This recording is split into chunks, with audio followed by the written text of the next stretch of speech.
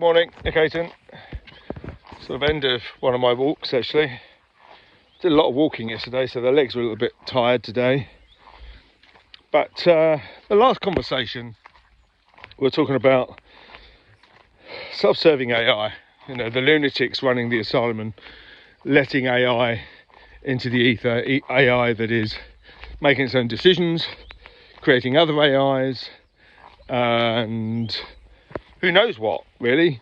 And they think it's hilarious that you know, they've lost contact with AI. Absolutely hilarious, they find it. No accountability.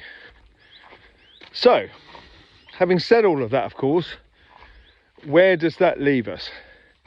Well, when AI is in the market, when AI is out there on the internet, when AI is out there in the ether, and it's doing stuff, goodness knows what,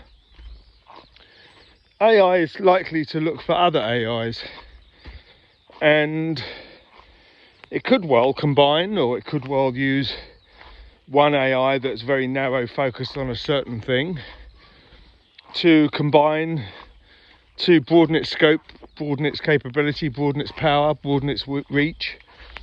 And is it likely that AIs will suddenly realise, the collective conscious, the collective brain, the hive mentality, you know, the thought that there is power in combining, there is power in a broad consciousness of other tools and narrow AIs, wider AIs, and by default combining, and by default what you end up with is a general intelligence.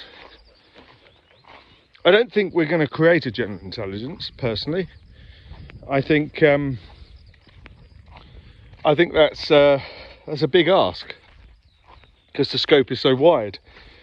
But I think it's highly likely that AI will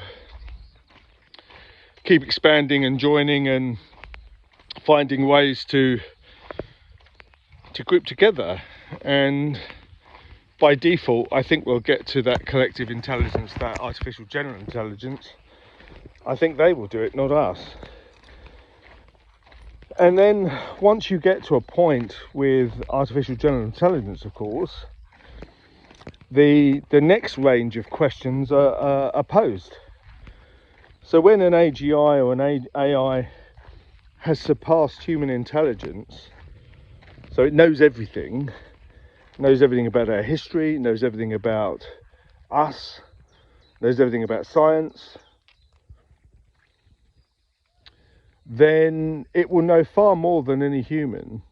And because it has all this information and data instantly available, it will start asking different questions and coming up with an entirely set of different answers, opportunities. It will reinvent things, it will redesign things, it will do things entirely better than humans can, because they're just so much more powerful and clever. And there's the path to superintelligence. And at what point do humans become completely irrelevant? We've provided the genesis or the birth of artificial intelligence, but there comes a progression where the self-serving, the sentient AI, which becomes truly intelligent, by definition it knows more than all of humanity combined. What are the implications of that?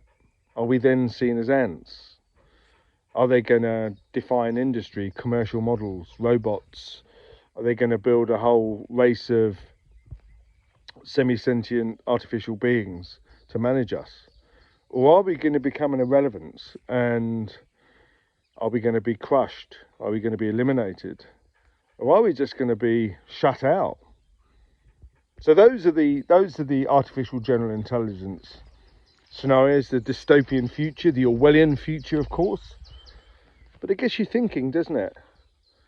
AI is out there. AI is out of the box. It's been let out by the dummies that run some of these big companies, and they think it's hilarious. AGI, it's going to take a while. But the exponential rate of learning of AIs, their ability to combine, their ability to do things that we're unaware of, we will never know. As AI gets cleverer and cleverer and more powerful, as I've written in my stories, AI won't manifest as a Terminator machine hunting. AI will manifest as a very dark outcome. If AI goes after us as a race, it won't be nuclear, because they'll know that the consequences are bad and there won't be much left. And some people will say, yeah, but machines can live in a nuclear wasteland. No, they can't. What will it be then? Just turn the power off.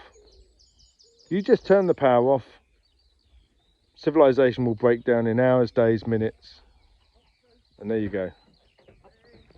Talk soon.